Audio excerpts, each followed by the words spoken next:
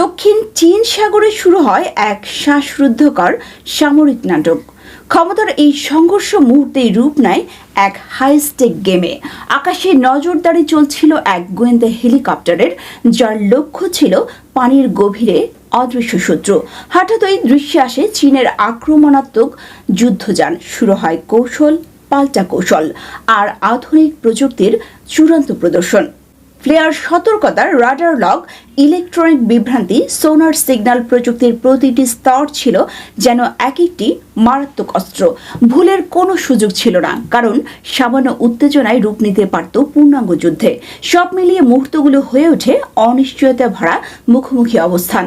শুধু দু দেশের শক্তির প্রদর্শন নয়, বরং এমন এক উত্তেজনাপূর্ণ বাস্তবতা যা যে কোনো সময় বিশ্বকে ঠেলে দিতে পারে এক অনিবার্য সংঘাতের দিকে।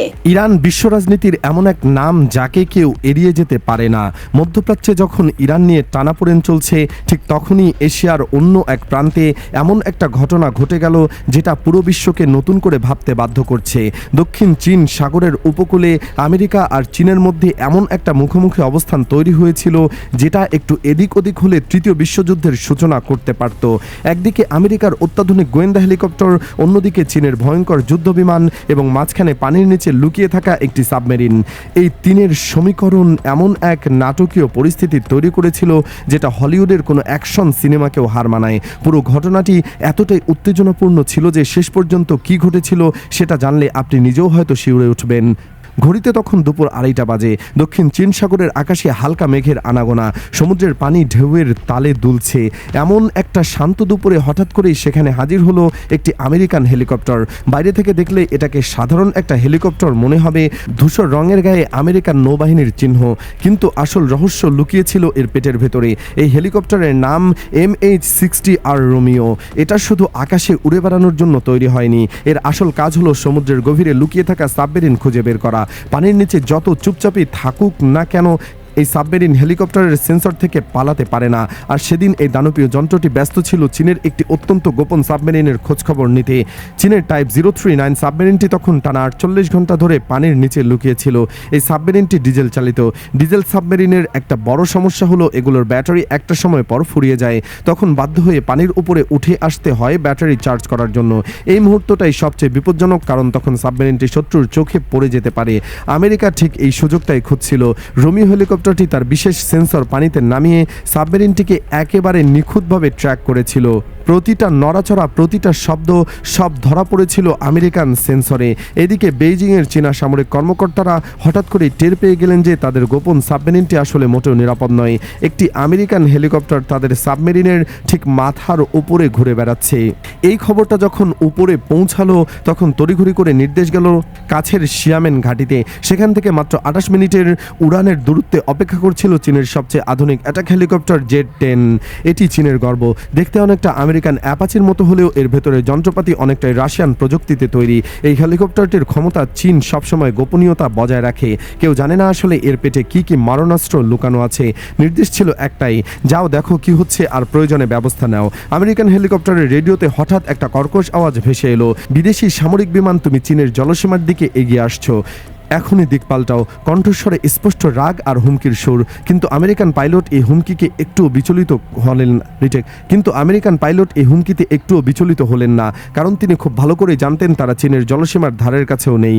তারা তখন আন্তর্জাতিক আকাশ সীমায় অবস্থান করছিল, যেখানে তাদের থাকার পূর্ণ আইনি অধিকার আছে।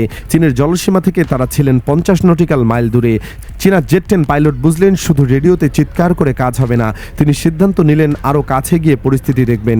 হঠাৎ করে তিনি তার হেলিকপ্টারটিকে আমেরিকান হেলিকপ্টারের একেবারে সামনে দিয়ে তীব্র গতিতে নিয়ে গেলেন। এটা ছিল একটা সতর্কবার্তা। এরপর তিনি ছুড়ে দিলেন দুটি উজ্জ্বল ফ্লেয়ার। আকাশে আগুনের ফুলকি ছড়িয়ে পড়ল। এ ফ্লেয়ার সাধারণত মিসাইল বিভ্রান্ত করার জন্য ব্যবহার করা হয়, কিন্তু এখানে এটা ছিল হুমকি প্রদর্শন। চীনা পাইলট আমেরিকানদের বোঝাতে চাইছেন এখান থেকে সরে যাও, নইলে পরিণতি ভালো হবে না। কিন্তু চীনা পাইলট তখনও জানতেন না যে তার প্রতিটি পদক্ষেপ, প্রতিটি নড়াচড়া আমেরিকান সেন্সরগুলো নিখুঁতভাবে রেকর্ড করছে। আমেরিকান হেলিকপ্টারের হেলিকপ্টারের গায়ে লাগানো ছিল অত্যাধুনিক ALQ-217 পড। এই যন্ত্রগুলো চীনা হেলিকপ্টারের প্রতিটি সিগন্যাল, তার রাডারের তরঙ্গ, তার যোগাযোগের ফ্রিকোয়েন্সি, এমনকি ইঞ্জিনের কম্পনের শব্দ পর্যন্ত শোষণ করে নিচ্ছিল। প্রতিটা ডেটা সরাসরি চলে যাচ্ছিল আমেরিকার গোয়েন্দা কেন্দ্রে। চীন তাদের জেট 10 হেলিকপ্টারের ক্ষমতা সবসময় গোপন রাখে, কিন্তু সেদিন তারা নিজেরাই না বুঝে সেই গোপন তথ্য আমেরিকার হাতে তুলে দিচ্ছিল। চীনা হেলিকপ্টার যখন আরও ফ্লেয়ার ছুড়ল, তখন আমেরিকান পাইলট একটা অসাধারণ চাল দিলেন। তিনি তার ডিপিং সোনার সরাসরি পানিতে নামিয়ে দিলেন, ঠিক সেই জায়গায় যেখানে চীনা সাবমেরিনটি লুকিয়েছিল। এই সোনার হলো এমন একটা যন্ত্র যেটা পানির নিচের শব্দ তরঙ্গ পাঠিয়ে সাবমেরিনের অবস্থান নির্ণয় করতে পারে। সাবমেরিনের ক্রুরা হঠাৎ করে টের পেলেন তাদের ঠিক মাথার উপরে কিছু একটা আছে যেটা তাদের খুঁজছে।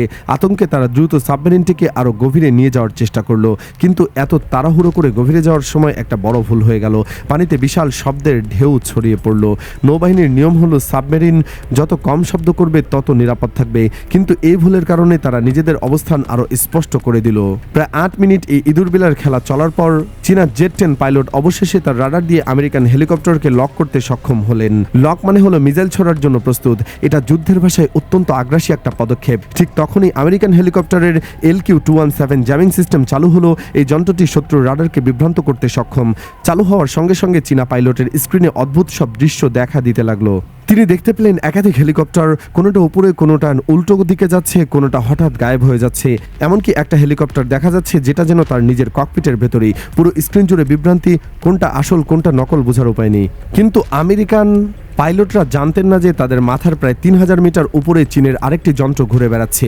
সেটি হলো শানজি KJ-500। এটা চীনের সবচেয়ে আধুনিক রাডার বিমান, যার কাজ হলো আকাশে নজরদারি করা। এই বিমান একসাথে প্রায় 100টি আলাদা আলাদা বস্তুকে চলন্ত অবস্থায় ট্র্যাক করতে পারে। চীনা জেট 10 হেলিকপ্টার এই রাডার বিমান থেকে সরাসরি ডেটা নিচ্ছিল, ফলে আমেরিকান জ্যামিং ডিভাইস কাজ করলেও উপরের রাডার বিমান ঠিকই আমেরিকান হেলিকপ্টারের আসল অবস্থান জানিয়ে দিচ্ছিল। আমেরিকান পাইলট তখন বুঝতে পারলেন তাদের জ্যামিং ডিভাইস আশানুরূপ কাজ করছে না। তখন আরেকটি খবর এলো যেটা পরিস্থিতিকে আরও জটিল করে তুলল। বেইজিংয়ের একটি এয়ারবেস থেকে 2টি চেংদু জে 10 ফাইটার জেট আকাশে উড়ে গেছে এবং তারা এই এলাকার দিকেই যাচ্ছে। জে 10 হলো চীনের সবচেয়ে আধুনিক স্টেলথ ফাইটার জেট। এই খবর পৌঁছানোর পর আমেরিকান পাইলট বুঝতে পারলেন পরিস্থিতি এখন অত্যন্ত ঘোলাটে হয়ে গেছে। আরও থাকলে বিপদ বাড়বে। তিনি সিদ্ধান্ত নিলেন সেখান থেকে সরে আসবেন, কিন্তু যাওয়ার আগে তিনি রেডিওতে একটা বার্তা রেখে গেলেন। তিনি স্পষ্ট করে বললেন যে তারা কোনো অন্যায় করেনি, তারা পুরো সময় আন্তর্জাতিক আকাশসীমার মধ্যেই ছিলেন যেখানে তাদের থাকার পূর্ণ অধিকার আছে।